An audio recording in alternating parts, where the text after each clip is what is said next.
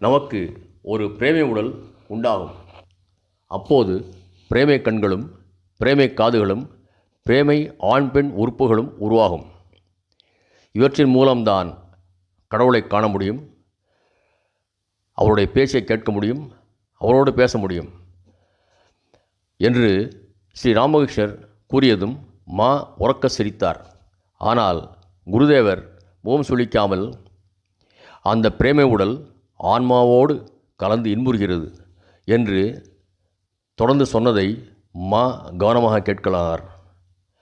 இனி நாமும் மிக கவனமாக கேட்போம். ஸ்ரீ ராமகிருஷ்ணர், இறைவனிடம் ஆழ்ந்த அன்பு ஏற்படாமல் இது கிடைக்காது.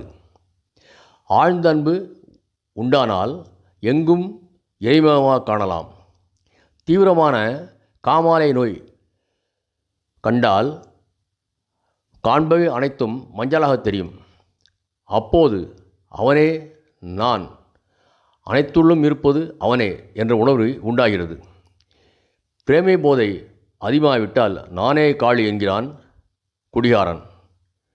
பிரேமை பித்தில் கோபியர்கள் தங்களை கண்ணனாகவே பாவித்தனர்.